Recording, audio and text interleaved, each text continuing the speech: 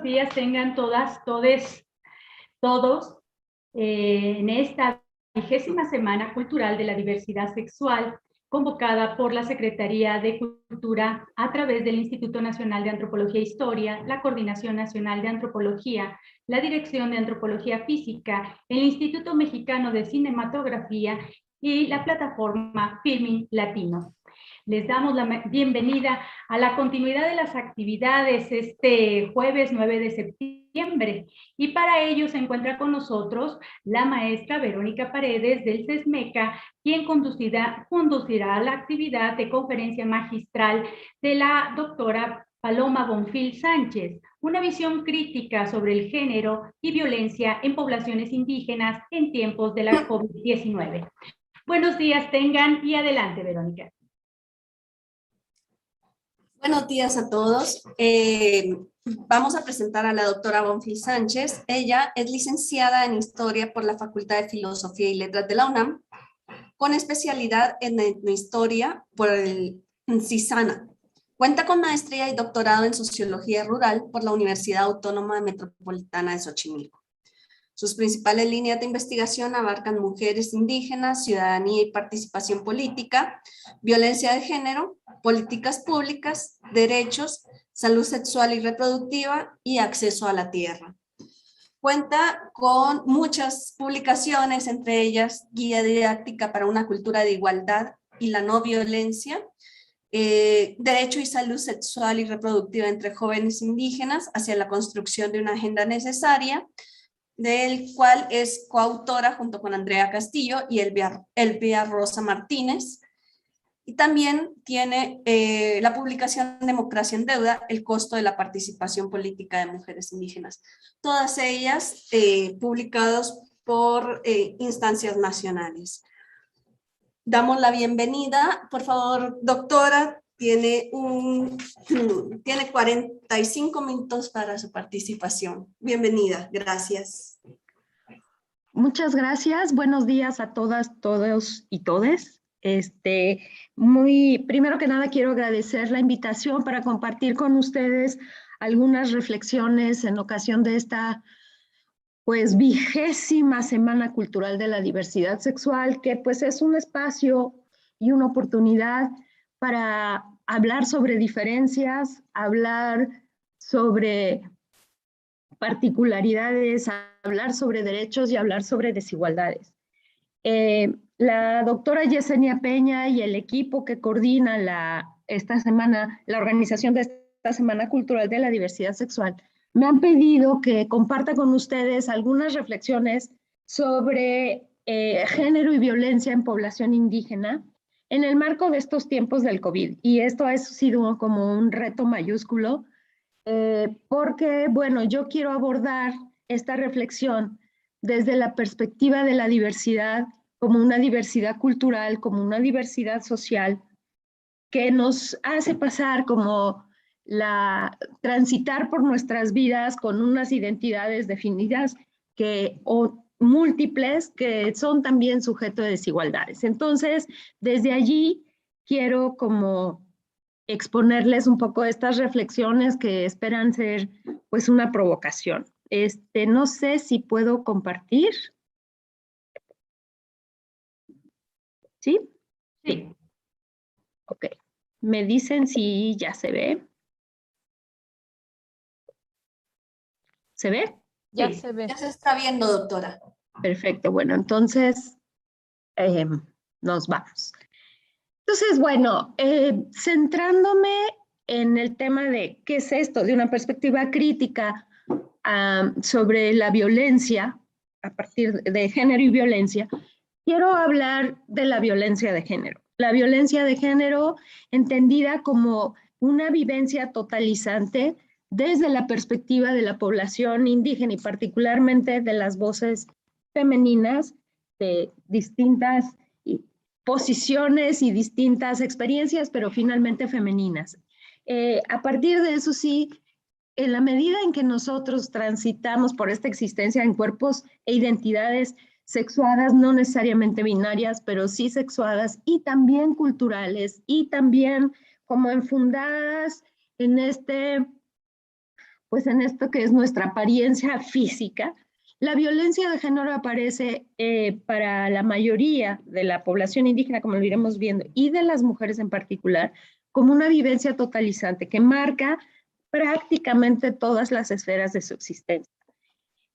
Si vinculamos la violencia de género con otras expresiones y manifestaciones de discriminación, de desigualdad, de exclusión, entendemos también la violencia de género como una vivencia cultural, es decir, a partir de nuestra identidad, cómo esa violencia de género se manifiesta, se agudiza, se percibe y se vive.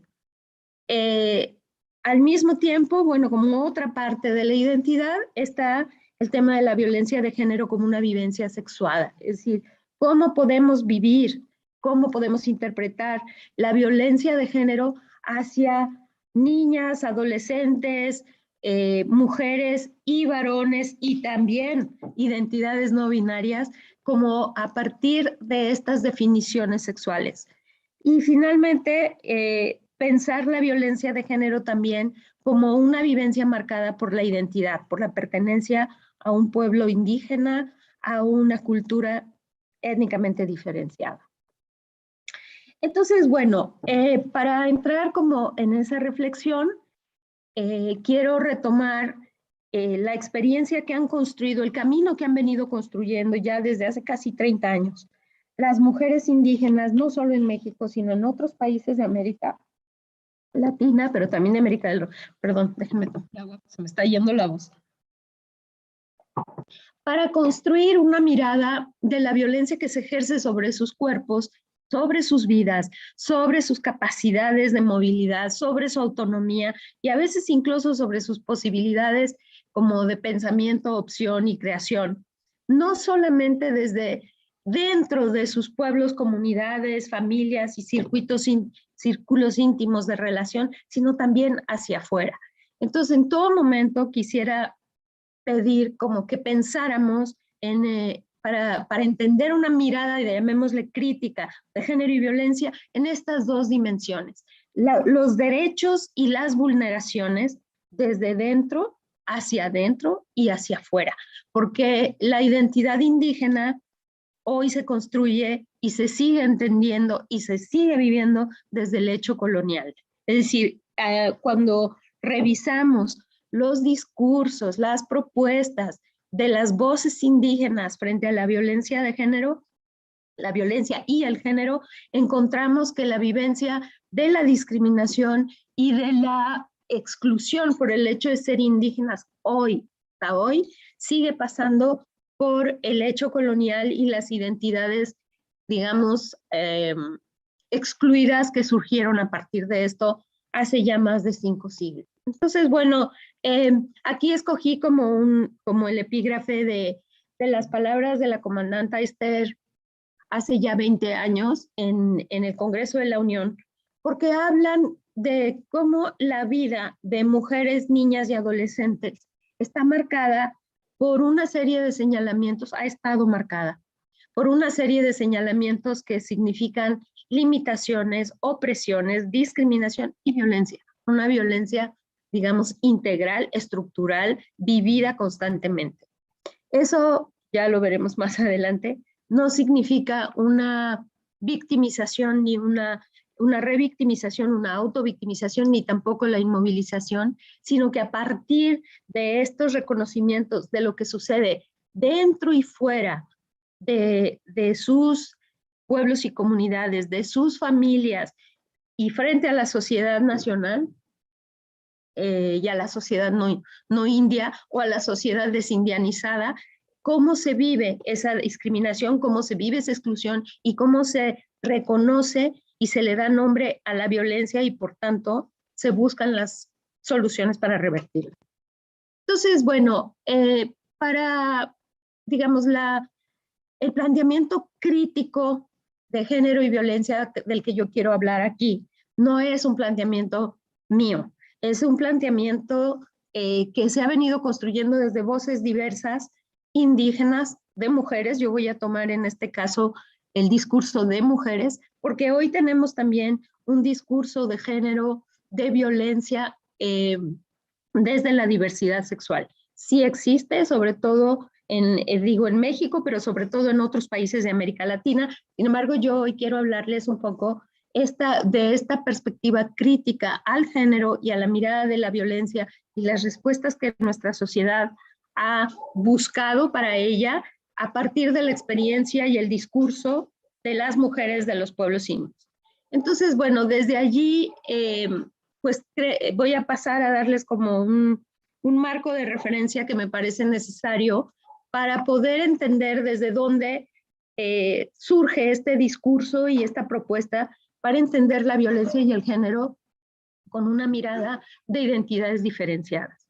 Entonces, bueno, por un lado lo que tenemos es que cuando hablamos de género, sí, yo no me voy a detener en este momento a estas definiciones, pero cuando hablamos de género, estamos hablando de una categoría relacional, de un concepto de poder, de un concepto de identidad y también de una plataforma de derechos. Y por lo tanto, cuando hablamos de género, también estamos hablando de desigualdades y subordinación. Lo mismo cuando hablamos de interculturalidad. Es decir, estamos hablando de reconocimiento de una diversidad en las formas de ser individual y colectiva dentro de las distintas sociedades y que esas diversidades, digamos, de identidades, de códigos culturales, de proyectos colectivos, de marcos civilizatorios, nos llevan también a relaciones de desigualdad. Es decir, en ese sentido, género e interculturalidad aparecen como conceptos políticos y desde allí, pues también la mirada crítica que se ha escrito, que se ha propuesto desde las voces de las mujeres indígenas, vienen como estableciendo también una plataforma de derechos, sobre todo de derechos vulnerados. Entonces, bueno, en ese sentido, podemos pensar que mucho del discurso crítico sobre género y violencia es también un discurso reactivo a lo que la sociedad, las instituciones e incluso los movimientos sociales que podríamos llamar ahorita incluso hegemónicos, como el movimiento feminista entendido como un movimiento global de cara al movimiento, por ejemplo, a los movimientos feministas comunitarios, indígenas, afromexicanos, decoloniales, establecen como respuestas para ir cerrando las brechas de desigualdad.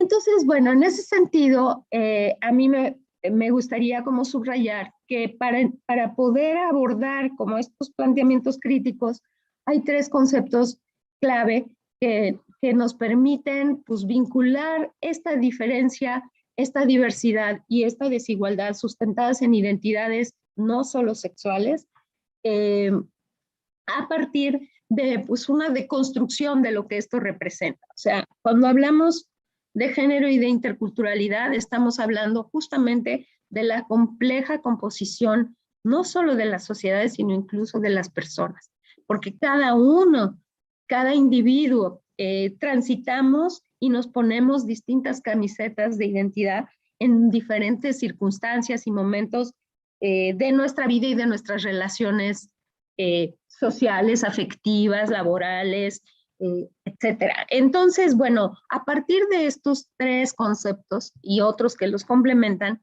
podemos entender desde dónde viene y desde dónde parte el discurso y la propuesta crítica sobre género y violencia que establecen las mujeres y las voces femeninas de la otredad india.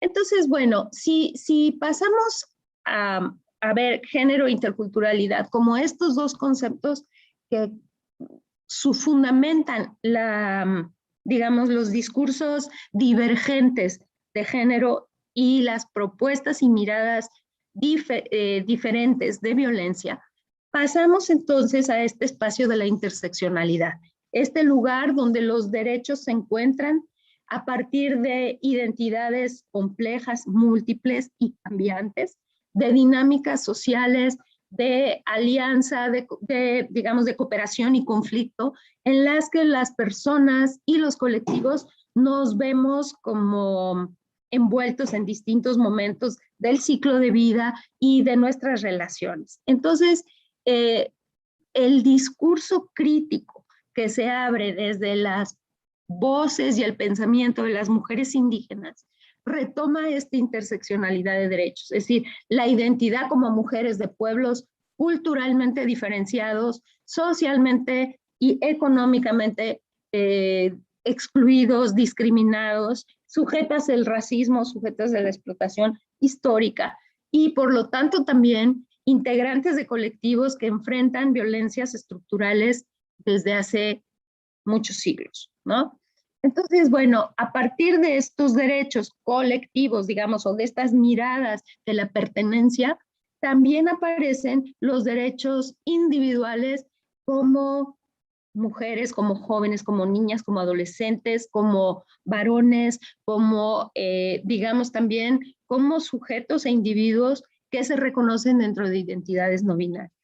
En ese sentido, la interseccionalidad es un campo, es un ámbito de construcción de derechos, de construcción de discursos propios que reta el sistema patriarcal, que reta este sistema que ustedes aquí pues han discutido y conocen súper bien, como un sistema que históricamente se ha fundamentado en la subordinación de las diferencias, en el intento de la homogenización de la diversidad y también en el borramiento de las contradicciones incluso entre identidades semejantes. Y ahorita paso a eso. Entonces, en ese sentido, cuando hablamos del campo y del ámbito de la interseccionalidad, estamos plantándonos, estamos posicionándonos en el tema de la discriminación, la exclusión y la negación de derechos. Y es desde ahí, desde esa experiencia de negación de derechos por distintas razones que ahorita tocaremos así como muy brevemente, que se construyen los discursos de la, digamos, de la alteridad en términos del género y de la violencia, ¿no? Entonces, bueno, la interseccionalidad es entonces otra construcción conceptual que nos permite también entender esta dinámica de las identidades por las que transitamos personas y colectivos, que nos podemos reconocer en unes y en otros o no, ¿sí? Y además en unos momentos sí y en otros momentos no. Entonces, bueno, este concepto de la interseccionalidad es muy útil para entender pues estas posiciones críticas frente a una idea de lo que son las relaciones de género y de cómo impactan en esas relaciones también los efectos de la violencia en sus distintas modalidades, ¿no? Entonces, bueno, en 2006, la Organización de las Naciones Unidas encargó un informe específico sobre violencia contra mujeres de los pueblos indígenas. Ese informe, que se llama Mayrini Huancarraya, es un informe muy interesante porque implicó la construcción de una mirada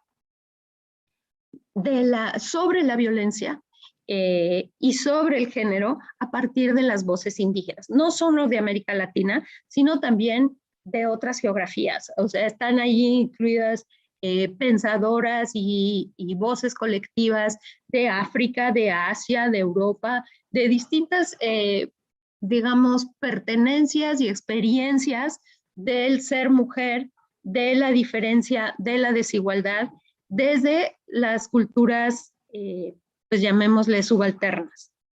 Entonces, bueno, a partir de ese informe, que pues ahorita podría incluso por algunas pensadoras indígenas considerarse como un informe ya mediatizado e institucionalizado, aparecen los primeros elementos que nos permiten ir revisando no solamente el discurso propio o los discursos propios desde las voces indígenas, sino también el lente con el que se lee la respuesta de la sociedad y sus instituciones frente al hecho de la violencia y a la, pasada por el tamiz de las identidades de género.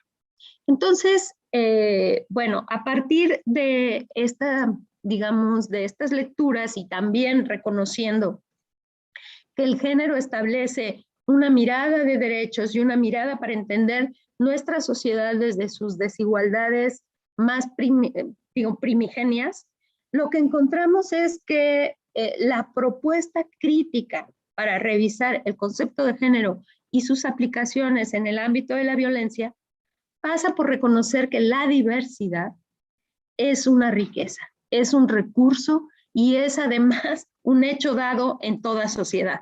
Entonces, que en la medida en que reconozcamos esa diversidad y la vayamos integrando en las respuestas, los cambios culturales, la documentación de las diferentes formas de opresión, vamos a ir entendiendo cómo construir un camino de inclusión real, efectiva, verdadera y con sentido, ¿no? Entonces, sin embargo, pues construir, digamos, la utopía de la inclusión de las diversidades pasa por un tránsito, pues, de conflictos, contradicciones y también distanciamientos. Entonces, las miradas críticas son, y los discursos, las construcciones críticas sobre género y sobre violencia nos llevan a una red de tensiones en las que encontramos alianzas y brechas y distanciamientos y posicionamientos opuestos en distintos momentos, dependiendo de la circunstancia, el contexto o el tema que se trate. O sea, no sé si estoy siendo un poquito demasiado abstracta, pero ahorita bajo, ¿no? Entonces, bueno, pensando en las identidades indígenas y que, digamos, en esta charla, pues ese es el marco con el que estoy como hablando, ¿no? El discurso o la mirada crítica al género y la violencia hacia población indígena.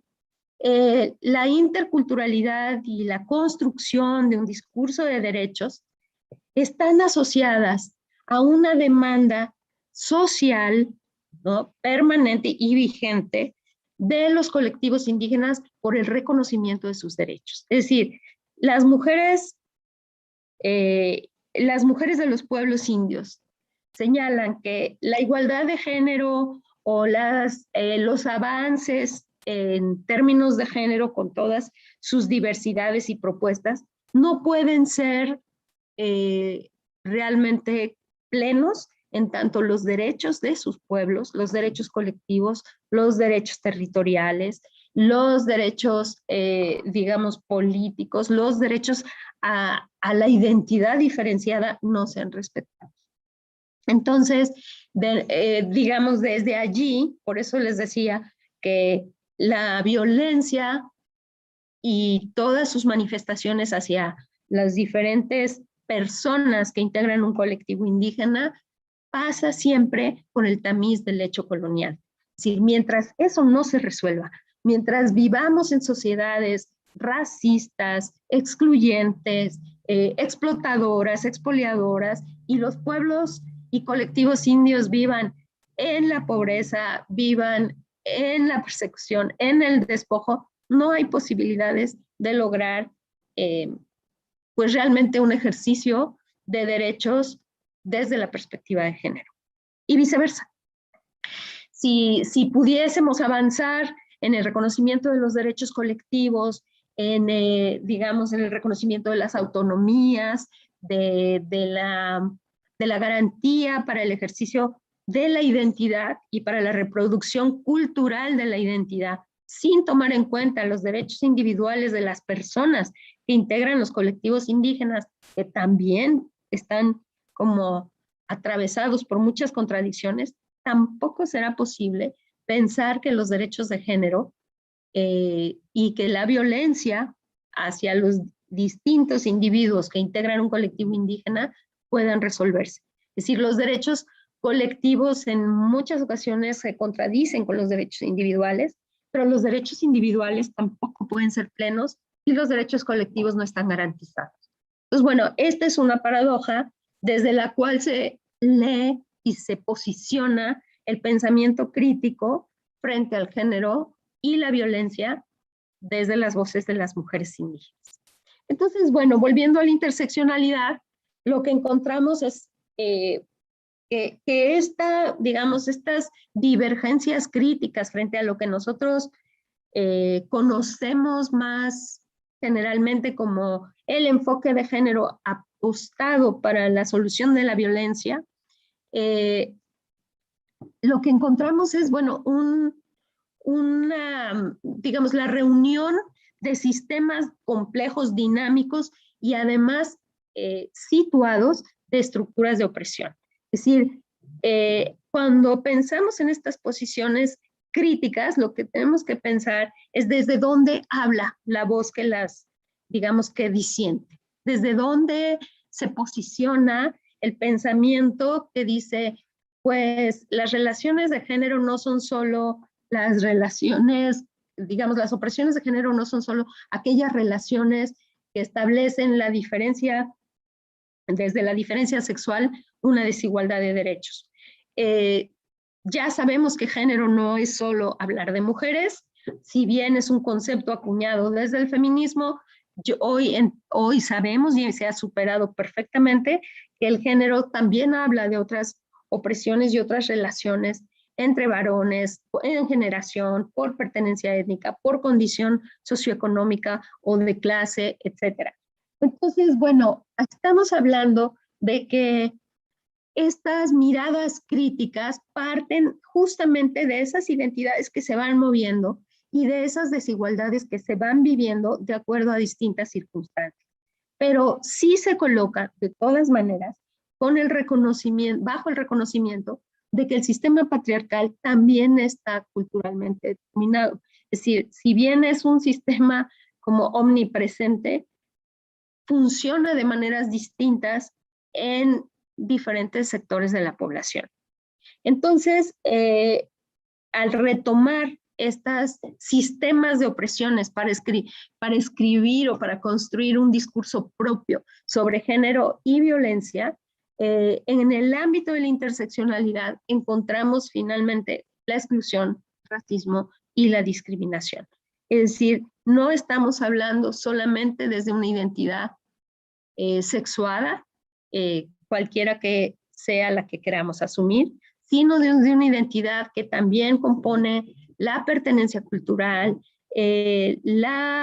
incluso la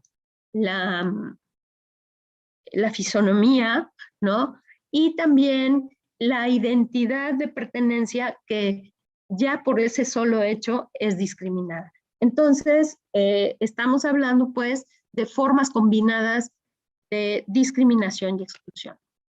Entonces, bueno, si hablamos desde este campo de la interseccionalidad, desde donde podemos entender esta mirada crítica al género y la violencia, lo que vemos es que al hablar de poblaciones indígenas, no solamente estamos viendo la diferencia entre población indígena y no indígena, sino la diversidad de las poblaciones indígenas y el lugar que estas poblaciones y estos pueblos, estas culturas, asignan a hombres, mujeres y a otras identidades. Es decir, por ejemplo, si hablamos de diversidad sexual, si hablamos de las diversidades sexuales, si hablamos de las,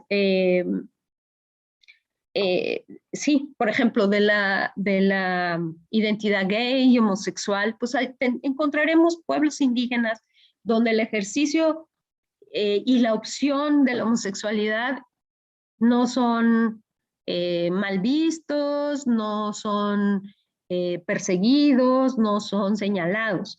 En otras encontramos, en otros pueblos, pues que son tolerados. En otros pueblos son muy perseguidos. En otros más forman parte de la cultura y se reconoce. En otros, tener a un integrante de la familia como parte de la comunidad gay o mushe puede ser un orgullo, en otros casos es una vergüenza. No es lo mismo hablar de homosexualidad masculina y femenina en comunidades indígenas, todavía digamos, ese gran campo de identidades y opciones, además de que no se conoce mucho y no se ha documentado, no es fácil de tratar. Sigue habiendo en algunos de los pueblos indígenas muchos tabúes.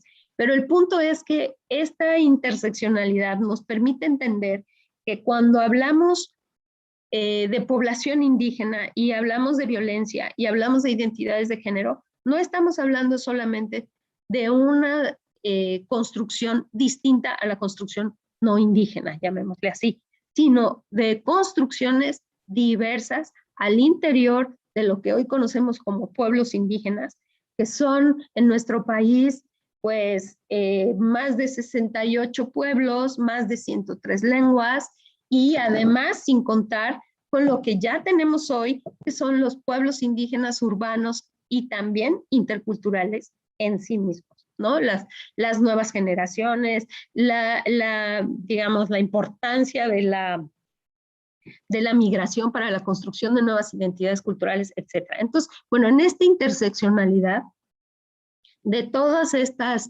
matrices culturales que se mezclan en una persona, en un colectivo, podemos encontrar formas distintas y cambiantes de opresión, pero también de construcción de identidad, de derechos y de pues percepción y vivencia de la violencia. Entonces, pues tenemos que, de todas maneras, el tema de género, de pertenencia étnica y de posición socioeconómica, llamémosle, nos permite encontrar otro cruce para entender el discurso alterno y la mirada crítica al género y la violencia. Porque desde digamos, desde esas identidades, sin pasar ahorita, o pues también pasando a la diversidad sexual incluso, una persona y un colectivo se encuentran frente a la sociedad y sus valores dominantes, ¿no? Es decir, ¿qué es lo que nos proponemos? ¿Cuáles son los imaginarios de lo que debe ser? Y desde dónde estamos entendiendo qué es el género, desde dónde estamos entendiendo que deben ser los derechos, desde dónde estamos construyendo las propuestas de atención y solución a la violencia de género, pues desde esa posición tenemos que saber si estamos o no reconociendo distintas realidades, distintas prioridades, distintas propuestas y finalmente pues distintas experiencias de lo que es ser humano, ¿no? Que pasa por nuestra colectividad, la construcción de nuestra individualidad dentro de un colectivo, con una lengua, con unos valores, con unas contradicciones, con unas pues circunstancias más o menos privilegiadas que pueden marcar qué es lo que estamos entendiendo por violencia y qué necesitamos para responderle, ¿no? Entonces, bueno, a partir de esta interseccionalidad, esta propuesta y esta mirada crítica hacia el género y la violencia, pasadas por, digamos, la experiencia cultural diferenciada de lo que hoy llamamos pueblos indígenas, nos lleva a ciertas contradicciones bien importantes. Por un lado, los marcos normativos y legales con los que contamos para reclamar nuestros derechos se enfrentan, ¿no?, con las realidades sociales, con las prácticas sociales de exclusión, de discriminación, de alianza, de autoidentificación y también de exigencia de derechos. Entonces, esto es lo que constituye y se ha llamado brechas de implementación de derechos. Y allí es donde pasa esta contradicción que les decía de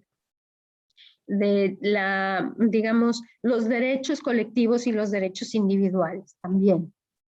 Entonces, bueno, ¿quiénes o qué voces representativas podría yo evocar aquí para decirles desde dónde estoy hablando todo lo que estoy hablando?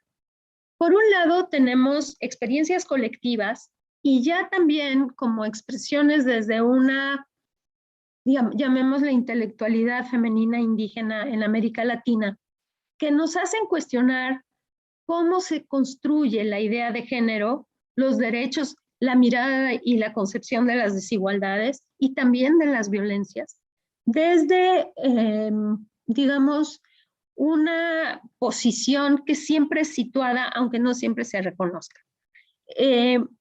Estas digamos, estos planteamientos críticos han surgido colectivamente a partir de distintos movimientos. En América Latina, desde los 90 se empezó a construir lo que se llamó las mujeres de los pueblos de Abya Yala, que han sido pues espacios y foros internacionales en donde se han reunido mujeres indígenas de pueblos de América Latina y América del Norte para construir plataformas diversas. Pero una de ellas es, bueno, ¿cómo nos encontramos y dónde construimos esta idea colectiva de la otredad cultural? Es decir, primero, reconocernos como pueblos de Abya Yala y no como pueblos indígenas. Bueno, no me voy a meter aquí a toda la discusión, pero hay un cuestionamiento al término mismo de pueblos indígenas como un término colonial, ¿sí? Es decir, las mujeres de estos pueblos y de estas culturas diferenciadas son hermanas, como así se llaman, son hermanas a sí mismas, son hermanas de pueblos diferenciados, pero no son indígenas. O son rarámuris, o son ayús, o son purépechas, o son aymaras, o son mayas quiché, o son caciqueles, pero no son indígenas. Porque indígena es un término que viene de una historia colonial y de una imposición nacional. Es decir, el indio, los indios, fue el término que la corona española y la corona portuguesa y la corona inglesa construyeron en el momento colonial. Los indígenas son la imposición del Estado y la sociedad nacional frente a estos pueblos diferenciados. Entonces, una primera construcción de diferencia y de distanciamiento es este reconocimiento como integrantes de pueblos específicos que además se autodenominan. Es decir, cuando pensamos en los tarascos de Michoacán, bueno, hoy hay una demanda, perdón, está pasando aquí un camión soto. Hay una demanda en decir, no, no somos tarascos, somos purépechas, nos autodenominamos purépechas. Los pueblos mijes de Oaxaca no se dicen mijes a sí mismos, son ayús. Entonces, desde esa conquista del propio nombre, las mujeres también, digamos, las voces de las mujeres de estos pueblos diferenciados se reconocen y se reconstruyen desde esta identidad. Entonces, bueno, aquí solo les quiero mencionar algunas de ellas.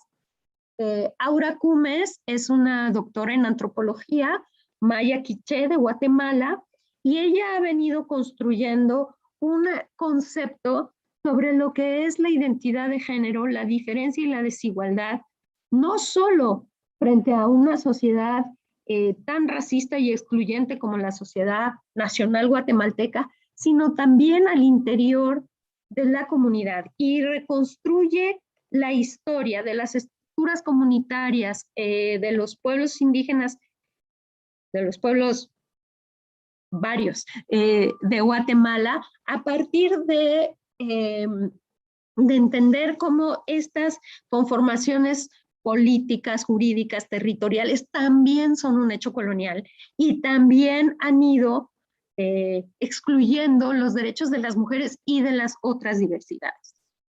Silvia Rivera Cusicanqui es una mujer aymara, escritora, socióloga, fundadora de un espacio que se llama Taller de Historia Oral, que se ha dedicado como a recuperar la memoria de los pueblos aymaras en Bolivia a partir de la vivencia de las mujeres en el movimiento minero, de las mujeres en el movimiento campesino, de las mujeres en la construcción de las ciudades, de las mujeres en los discursos políticos. Y es una voz particularmente crítica de cómo se construyó pues toda la Constitución Nacional de Bolivia con el movimiento de Evo Morales y qué pasó allí, cómo hay pueblos y mayorías étnicas que subordinaron a otras nacionalidades en Bolivia, pero también a las mujeres. Julieta Paredes también es una intelectual aymara, feminista, feminista comunitaria y feminista decolonial, que basa su discurso sobre todo en el tema del racismo y que establece, pues de manera como con propuestas muy radicales, las diferencias y las distancias con el movimiento o lo que conocemos como el movimiento feminista y sus miradas, propuestas y planteamientos políticos respecto al género y respecto a la violencia y respecto, digamos, a todo lo que pueden ser demandas por la igualdad de derechos, por igualdad sustantiva, etc. Después tenemos a, bueno, les puse aquí a Yasnaya Aguilar. Ella es una lingüista, ayú, de Oaxaca, feminista, que habla también de la diversidad y que establece y reconoce como un discurso de, digamos, de las diversidades frente al nacionalismo como sistema opresor. Y hace un, digamos, paralelismo y establece las conexiones también entre nacionalismo y patriarcado. Entonces, bueno, ella se las recomiendo muchísimo, está súper activa, está en foros todo el tiempo y es realmente una voz muy interesante. Después tenemos a Georgina Méndez, que es una antropóloga chol de Chiapas, que acuñó un concepto que a mí me parece muy interesante en términos de lo que hoy demanda este pensamiento crítico frente al género y la violencia, que es el fin de la ventriloquia. Es decir, ella le ha podido dar voz, ella es antropóloga, es doctorante en antropología, y le ha podido dar voz a esta idea de ya no hablen por nosotros, nosotras y nosotres. Tenemos que encontrar la manera de que las sociedades muchas, abran el espacio para las diversas palabras, para las propias palabras. Porque, bueno, sí hay una crítica fundamental de los movimientos y las mujeres feministas indígenas, afros también, de la diversidad sexual frente al discurso, digamos, dominante del feminismo. Entonces, estas pensadoras nos muestran cómo hay otras relaciones de poder que atraviesan el género y cómo tenemos que partir de que las mujeres, incluso las mujeres desde nuestras diferentes situaciones, somos no solo diversas, sino desiguales, ¿no? Entonces decían, bueno, si tú eres una mujer urbana de Monterrey, tú no puedes hablar de igualdad si tienes una empleada doméstica migrante de Guerrero. ¿Cómo vas a hablar de igualdad de género? Atravesada por esas relaciones de poder y explotación básicas, ¿no? Entonces, bueno, todas estas perspectivas lo que nos hacen es un poco cuestionarnos la literalidad y la universalidad de derechos, conceptos y también respuestas sociales y culturales frente a la diversidad. Maylee Blackwell también es antropóloga. Ella es chicana, pero también es chicana, hija de indígena mexicana, migrante a Estados Unidos y de padre filipino. Entonces y además ella es del movimiento LGBT en Estados Unidos. Entonces tiene un discurso de la identidad, de la diferencia, del género y de las violencias que eso atraviesa muy, muy importante, ¿no? Y el último ejemplo que les quise poner aquí es el de Fátima Gamboa, que es una mujer muy joven que se identifica como lesbo maya. Es decir, ella pone primero su identidad sexual y luego su identidad étnica como formas de reconocerse. Y trabaja, ella es abogada, tiene una maestría en Derecho y trabaja justamente el acceso de mujeres a la justicia desde estas miradas múltiples. Entonces, bueno, la idea de ponerles aquí estas referencias es para decirles que hoy tenemos la gran fortuna de estar viviendo un tiempo de construcciones, de discursos nuevos, de lecturas nuevas en voces propias, y que eso es pues un recurso y un reto a lo que vamos entendiendo por construcción de derechos bien importante. Bueno, para entrar al tema de violencia, nada más traje aquí como la definición de violencia que establece la Convención de Belém do Pará, que hasta hoy se reconoce como el instrumento más completo para identificar lo que estamos entendiendo como violencia de género y violencia particularmente contra las mujeres. Bueno, lo pongo aquí solo como un marco de referencia para decirles que estas construcciones que sostienen muchos de los andamiajes sobre los que se construye la respuesta del Estado e institucional frente a un hecho tan lacerante como la violencia hacia las personas, concretamente hacia niñas, adolescentes y mujeres, pero también hoy sabemos que la violencia es como multidimensional y además es lamentablemente pues casi universal. Entonces, bueno, a partir de estas plataformas también hay una mirada digamos, de crítica y propuesta para incluir otras realidades.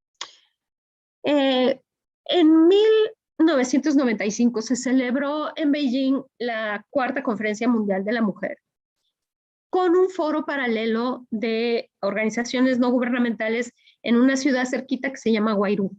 En ese foro paralelo se reunieron por primera vez también, hace ya pues 25 años, mujeres indígenas de distintas geografías. La plataforma de acción y la declaración de Beijing han constituido uno de los espacios clave para anclar las demandas de género en todo el mundo y para buscar desde los movimientos feministas la respuesta del Estado a pues unas demandas justas y claras justas y claras de inclusión, permítanme. Entonces, bueno, en esa misma conferencia, ya tengo que acabar, en esa misma conferencia se generó una declaración de las mujeres indígenas que ya disentía de la plataforma de Beijing. Entonces, bueno, y sobre todo en todos sus diferentes apartados, pero muy concretamente en violencia. Entonces, si vemos desde aquí cómo se ha venido construyendo este discurso crítico, lo que aplicado a la violencia, lo que encontramos es este campo, otra vez, total de violencia, de opresiones múltiples, en donde para las mujeres, los otros y otras indígenas, pasa también por opresiones culturales, generacionales, estructurales, ¿no? La violencia entonces es un catalizador de desigualdades, reproduce relaciones de subordinación ya existentes, de discriminación y de exclusión, y se vive diferenciadamente de acuerdo a las distintas identidades. Y para cerrar, bueno, solamente quiero poner aquí un brevísimo como contrapunteo de dónde desde dónde hablan estas voces críticas. Si pensamos en el género como esta categoría feminista, que se ha venido complejizando a lo largo ya casi de 50 años, tenemos todavía una mirada, digamos, desde las voces indígenas, donde se sigue pensando que es una categoría colonial, que es una categoría occidental que no reconoce, que no incluye las desigualdades entre mujeres como las que les decía hace rato, ¿no? Que en ese sentido, al hablar de una desigualdad esencial por diferencia sexual y por incluso identidad sexual, también se ha usado para reforzar la discriminación y los prejuicios hacia los pueblos indígenas. Y que, por otro lado, tampoco ha permitido como una categoría totalizante dar voz a estas relaciones complejas en donde las mujeres, a pesar de las violencias que sufren dentro de su familia, en la comunidad, etcétera, se sienten más cobijadas allí que frente a la sociedad nacional por razón de la discriminación y la exclusión, ¿no? Entonces, bueno, se me ha terminado el tiempo, pero ya, entonces, a partir de este discurso crítico, lo que vamos a encontrar es que estas miradas y estas palabras propias nos muestran tensiones políticas, propuestas diversas y agendas específicas. Entonces, bueno, déjenme dejar de compartir, creo que me quedé como a la mitad de mi exposición, pero hasta allí quería yo como mostrarles que hay unos campos importantes de relaciones de desigualdad en donde hoy todavía no podemos percibir la gran diversidad de identidades que se mueven alrededor del género y las opresiones que se traducen en violencia. Entonces, bueno, les recomiendo mucho que consulten la Encuesta Nacional de Discriminación de 2017, donde aparecen cifras bien importantes sobre lo que significa la exclusión hacia poblaciones indígenas y hacia la diversidad sexual en poblaciones indígenas. Muchas gracias. Le agradecemos, doctora. Muchas gracias por su exposición. La verdad es de que ha sido muy clara. Creo que al momento no podemos pensar la discusión, el análisis de población indígena sin pensar en esta interseccionalidad. Es algo que nos han enseñado desde el sur a México, nos han enseñado mucho desde el sur desde hace mucho tiempo, y pues la conflictividad social que ha atravesado los países con pues grandes poblaciones indígenas, lo han estado discutiendo. Como bien dice, todos sus referentes de mujeres intelectuales, académicas, indígenas, no lo están marcando así, ¿no? En ese sentido, yo voy a atreverme a decirle que hay 3 guatemaltecas más que son geniales, al público también, que lo pueden buscar. Bueno, en el caso de Enma, de esta mujer de Aura Cumes, ella participó en un proyecto interesantísimo que se llama Maenización y Vida Cotidiana, que es de Flaxo, es un trabajo de Flaxo, pueden buscar y es interesante todo el trabajo. Pero está Enma Chirish, Irma Alicia Velázquez Nimatú, que además ella posiciona la cuestión de clase, porque ella es una indígena de clase alta, siendo así. Entonces, todo esto y estaría Enma y Irma Alicia, y ahorita se me fue la otra. Bueno, en ese sentido también tenemos que entender que las mujeres no son iguales al haber nacido en una comunidad indígena rural, al haber estado en la ciudad, al haber estado. Entonces, posicionar la interseccionalidad es fundamental actualmente en todo análisis, porque además es igual que esto de las identidades de género, que la identidad política, que ¿no? Uno va sacando sus identidades dependiendo del contexto en donde se necesita. Por eso es también importante este análisis. Vamos a pasar un poquito a las preguntas. Dice, justo en una de las discusiones que se dan desde ciertas posturas, es que pareciera que las poblaciones indígenas no hacen una crítica a la situación de la mujer, que pareciera que tienen que recibir de la población no indígena el discurso para poder hacerlo. ¿Qué tendríamos que hacer como sociedad para cambiar la visión que tenemos sobre la mujer indígena? Voy a hacer 2 preguntas más y después paso a la siguiente. Por ejemplo, las mujeres, esta es la segunda participación, por ejemplo, las mujeres PAMES en un evento nos comentaron que en su grupo estaban generando estrategias de apoyo entre ellas para apoyar a aquellas que llegaban a tener hijos fuera del matrimonio, a tener acceso a espacios de jerarquía que solían ser solo de los hombres, a denunciar a aquellos funcionarios que llegaban a extorsionarles por el hecho de ser mujeres. La tercera participación para este bloque. En este sentido, autocrítica es un ejercicio reflexivo que las diferentes disciplinas tendrían que hacer cuando se abordan a las poblaciones originarias. ¿Cómo aproximarnos en el trabajo de investigación? Por favor, doctora, adelante y sigo. No sin antes comentar que han llegado muchísimas felicitaciones y agradecimientos por su participación. Adelante, por favor. Bueno, muchas gracias por su amable escucha. Bueno, yo creo que aquí sí tenemos efectivamente un reto. Y para mí creo que el reto fundamental es entender que tenemos que eludir, a toda costa, eludir los esencialismos.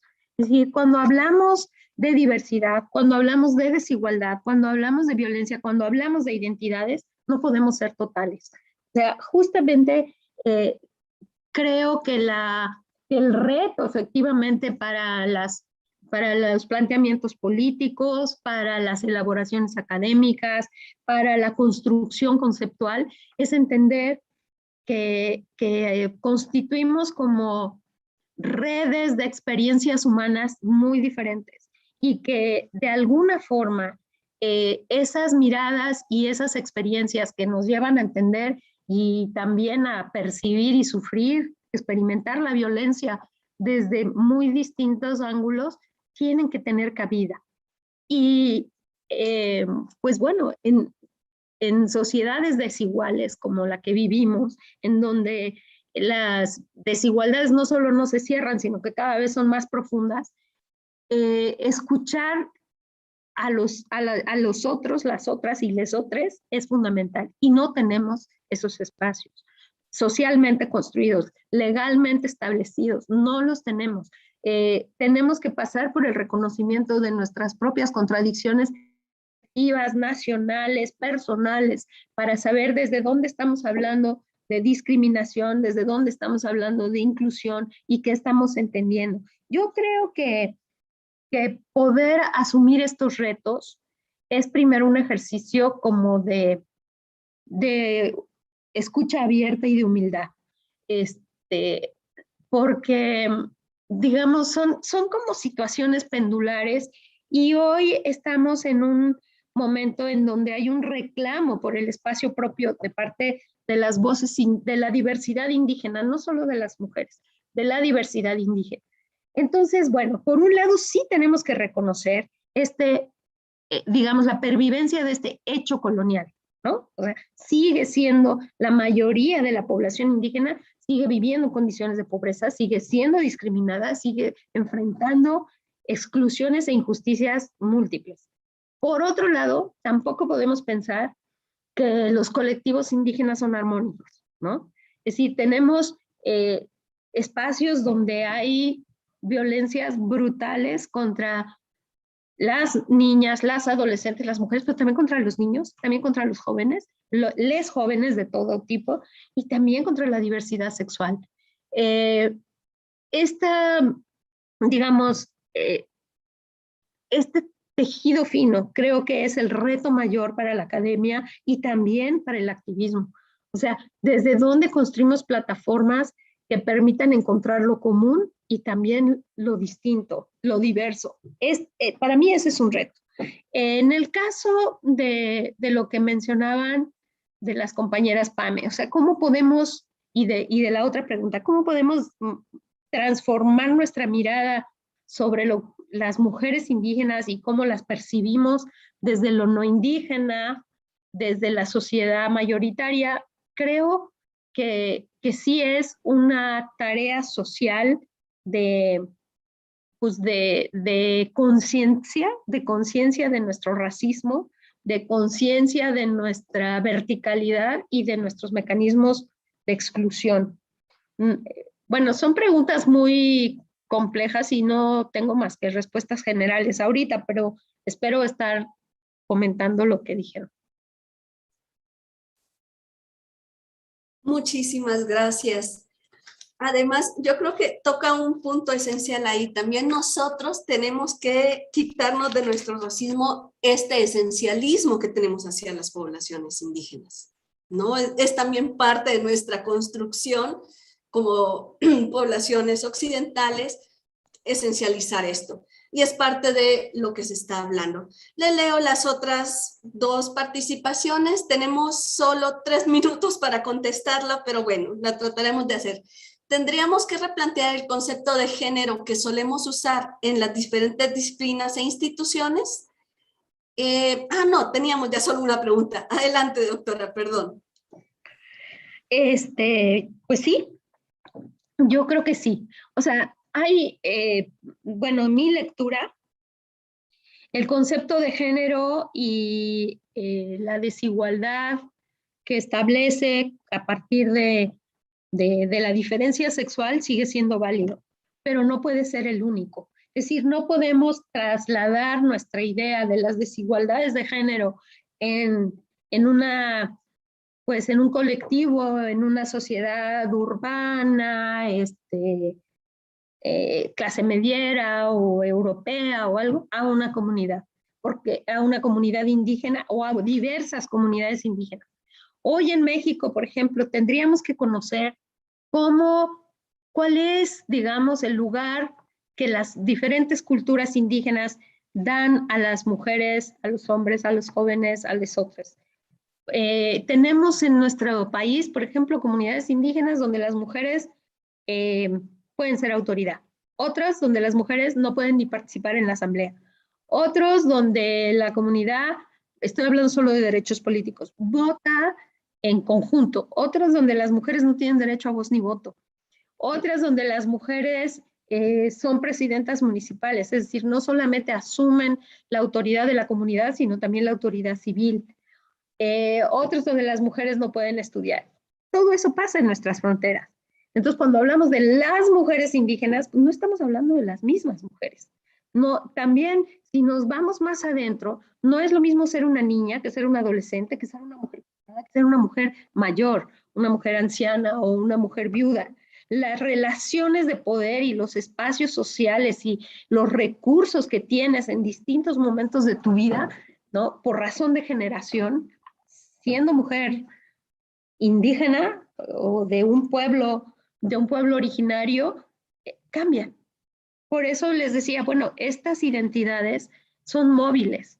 Es decir, una persona, no sé, una mujer zapoteca, pues será zapoteca toda su vida, pero será niña en un tiempo, adolescente en otro, joven en otro, mujer soltera en otro, mujer casada en otro y mujer mayor en otro.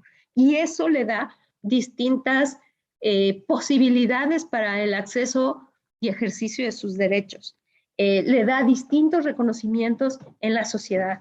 Hace tiempo estaba yo en una reunión con compañeras en Chiapas, precisamente, y una compañera del tal que yo aprecio mucho decía, es que en los altos, los jóvenes tienen o sea, tienen una categoría, no son personas.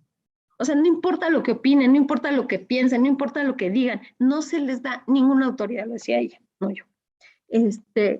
¿Cómo a todo mundo los pendejea? Entonces, si tú tienes promotores culturales, promotores de derechos sexuales y reproductivos, que era de lo que estábamos hablando, pues nadie les va a hacer caso, aunque sepan leer y escribir, que sus padres no sepan. Nadie les va a hacer caso porque son jóvenes y eso te quita, más bien no te quita, no te da derechos, ¿sí? Ahora, por otro lado, en el momento en que unos chamaquitos de 13 y 14 años se casan y tienen un hijo, entonces ya adquieren la cualidad y la calidad de la vida adulta y entonces son considerados, a pesar de que la niña tenga 13 años y tenga un bebé que parezca su muñeca. O sea, a lo que voy es, esta categoría de género es una categoría relacional y debemos abrirla a estas voces, a estas circunstancias, a estas diferencias y a esta idea de que las identidades se mueren y ya. Sí, perdón, doctora, que la interrumpiera. Tenemos que terminar en 30 segundos, por favor, donde encontramos sus publicaciones y le agradecemos de verdad su participación. Gracias. Muchas gracias. Bueno, pues algunas están en internet. Muchas gracias a todos y todas por haberme prestado su tiempo esta mañana. Hasta luego.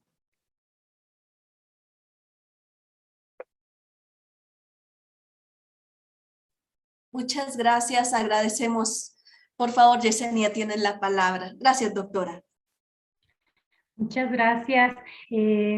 Este panorama, Paloma, que nos ofreces es maravilloso para la gente que nos está viendo en redes. Hay muchas felicitaciones y sobre todo de una manera muy clara, muy didáctica, la situación contemporánea que viven las comunidades originarias, afrodescendientes, indígenas y equiparables. Te agradecemos mucho tu presencia, también a ti, Verónica, por esta magnífica conferencia.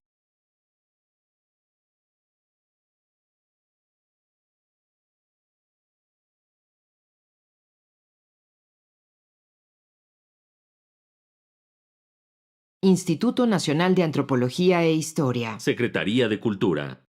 Gobierno de México.